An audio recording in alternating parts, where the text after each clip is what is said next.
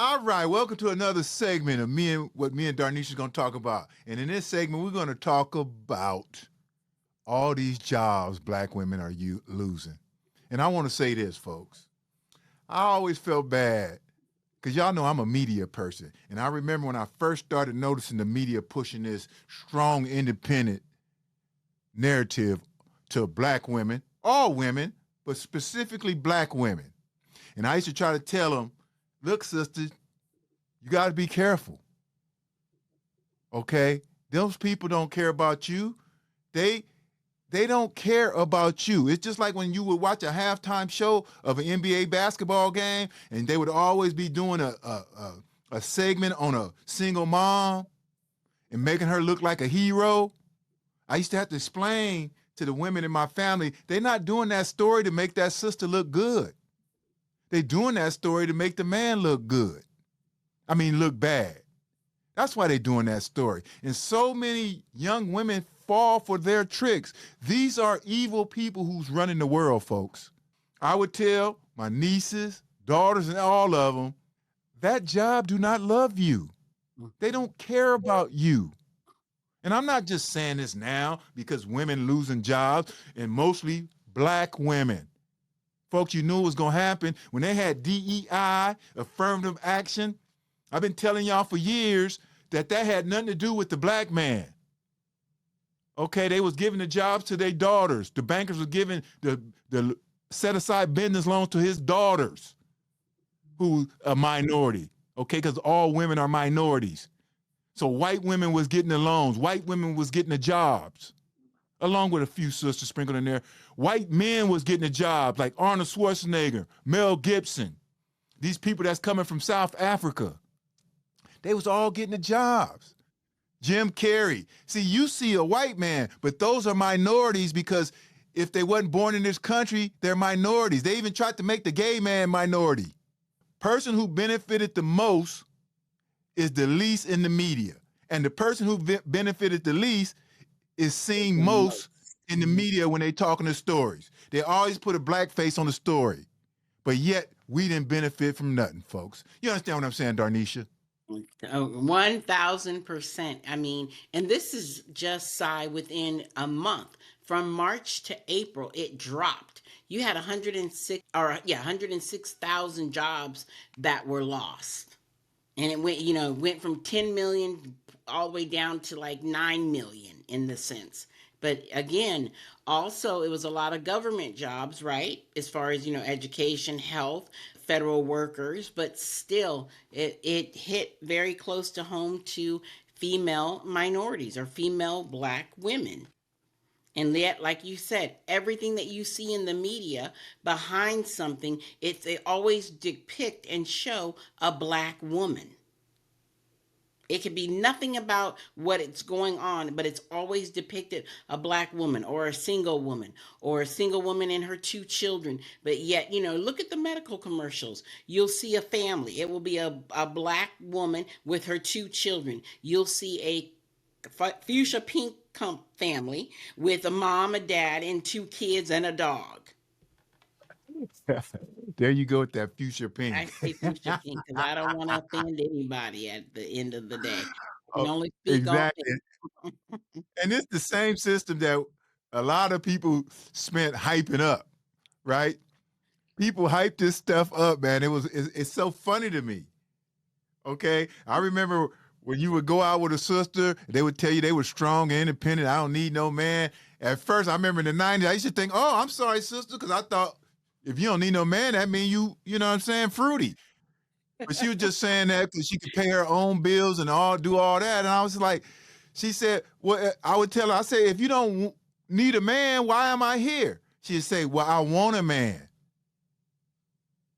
I don't need a man, I want a man. And then that's when I would say, why would you want something you don't need?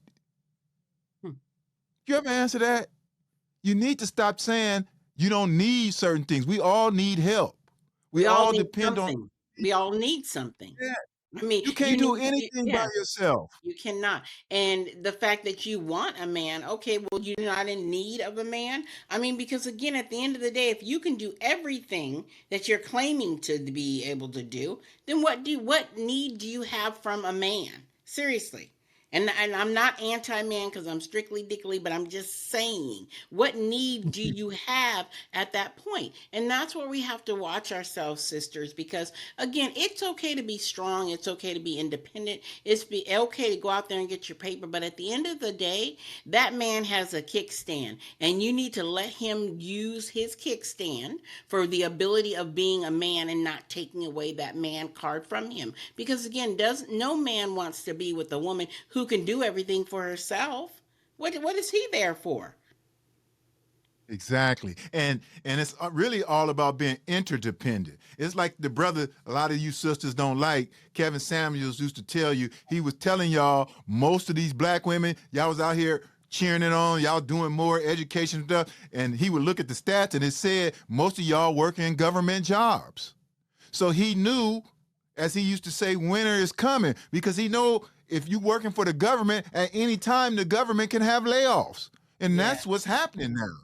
You think a job gonna love you back like your family? No.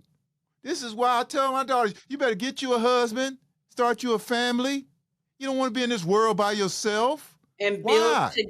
build together, depend upon one another, because at the end of the day, just like they said, a job is just a job. The minute that your head is cold or that you've fallen down and can't get back up on your own, they're replacing you. They are replacing you, and they might be replacing you with Becky Sue, because there's no longer any EEOC, documentation that needs to be having you there as a percentage, period. And ain't no job gonna love you back. A job will cut you faster than a toxic ex. Okay? And DEI was supposed to protect women. It was supposed to protect women. It don't. But as soon as Trump came into office, and we usually talk political stuff on the other channel. I'll leave the link in the down stuff. But this is concerning to black women, because you guys were targeted. Y'all been targeted ever since the 60s. When they gave women, they told you, we'll give you this money if you kick your man out the house. People that was on government system was white women. But here's how they tricked us. They wouldn't go and check on those white people to see if the man was there, because they didn't care if the white man was in the house with his woman, but they cared about us. So they would come and check on us. And this is how they get away with systematic racism that you don't see. And we've been falling it for too long. It's too long. It's just like another thing, and this involved black men. And let me say this, why you guys be falling for stuff? For example, we was the only group of people that the media would give most of the sound bites to religious leaders. Now, it's nothing against any of these religious leaders. They lead their own organizations. But the media would prop this up like black leadership. And it was all these religious leaders who don't know shit about regular life. They have their own personal experiences, but they can't deal with these people that's in these think tanks thinking of shit to ruin our communities. We need sociologists, psychologists. But us as men, we fell for it, and we doing it again today, how they pushing all these rappers out there. The rappers ain't nothing but the new preachers. You think Jay-Z give a damn about you? 50 Cent give a damn about you? But they pushing them because they got control of these men, just like they had control of those religious leaders. And look it, jobs gone just like that. You ain't got nothing to say? No, I mean, yeah. Hey, you unpacked a lot from the jobs as far as not I going into always do. not going into the political realm, but like you said, I mean, but everything is by design. I've said it before. A 501(c) for the churches, so we can tell you what we want you to tell your congregation. And I'm not. And again, if you look at churches today, see how many women are in the church. Where are the men? Where are the African American men? You have this man up in the pulpit giving the word and giving the sermon, but yet you don't have your mate, your helpmate next to you, your man next to you, your godly given man next to you. Instead, you're there by yourself. So again, there's just so many things, the okey doke, that we continue to fall and go for. Just like the fact that someone would tell you, "Oh yes, everybody on welfare is black." That's not the case. There's more fuchsia people on there than Caucasian than black people.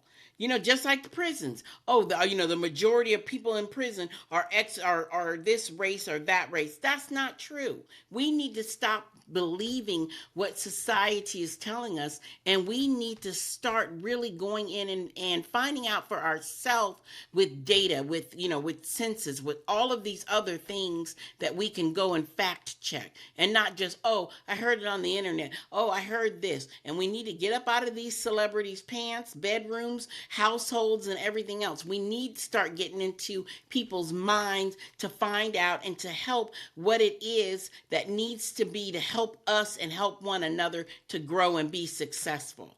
And I know I'm going off topic, but just like, for example, well, not for example, but with the whole Target boycott, do you know that they equated that to the Montgomery, Alabama boycott? Why can't we continue it on? But no, we're up here, influencers are up here. Oh, yeah, I'm at Target. I got this. Yeah, I got that. You don't even know the impact that we had and that we have if we just keep going. If we just keep going. And that's why they want to control certain outlets. That's why they control, even on here, how we get shadow banned. But can you imagine if Becky would have lost 100,000 jobs? They'd be having CNN specials, think tanks, town hall meetings, GoFundMe, job fairs. But they don't want us to have any money. These people got a big plan coming, folks. They have a big plan coming for us. Why do you think as soon as Orangehead got into office, he kicked the most qualified black general out of his cabinet? Because he didn't want any black people in there watching what he's getting ready to do.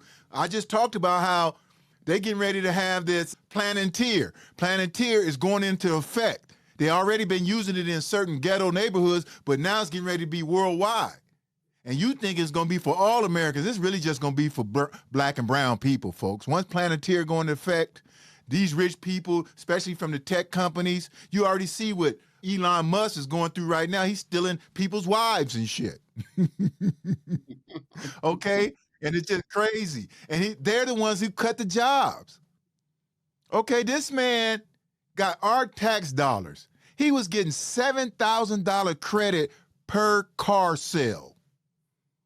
Who the hell go into business and then every sale I get, not only do I get the money from the sale, but now I get a government $7,000 credit for every car sale. And we paid that. And this is what we used to try to tell a lot of young sisters. Don't fall for these people. I seen a sister on TikTok the other day. She up here talking about there's a lot of down low brothers in Houston. There's a lot of Houston is turning into the new Atlanta. And I had to send her a little text. I said, sister, why are you worried about that right now? Do you know what's getting ready to happen? It's coming. Winter is coming. I'm telling you. Winter is here. Winter is here. Okay. It is, and it's here. Summertime. It just hasn't come full fruition, but it is already here. Okay. And the reason why they do us like this, especially one of the reasons why they do black women like this, is because they know you strong. They know you can handle it. See, if they did other people like this, they would lose their damn mind. They would go up and shoot up all kind of shit. Okay, we've been in this country for thousands of years, and we ain't never rushed that house. Even though the White House is only, the Capitol is only like 400 years old. But we ain't never, look how bad we've been treated. And we never rushed the house. Them people had 4 bad days and rushed that damn house. But again, I mean, history will tell itself. No disrespect. You had over 1,000 African-American slaves, right? You had 5 people in the family. They never rushed the big house, right? They never went in and said, hey, you know what? There's 1,000 of us. We could take Master out, Paul out, Ma out, everybody out, and even the dog slew, right? They didn't. They did what they needed to do. And that's why, as a people, we've never been violent like that. We've just kind of like been here for the go along to get along. But with society and with the whole generation of the internet, people are speaking up, they're standing up. But again, I think sometimes silence is golden because, see, we never know that, hey, what Crockett may have said over here is going to affect Detroit over here. Okay, so don't think that what she hasn't said that did or didn't go unnoticed. It goes in and it filters in somewhere else. You may not put the two together here in this lifetime, but I guarantee you, when you get to your perspective place, you will see all of the ramifications of what someone of color has said and or done and where it had filtrated into. Period.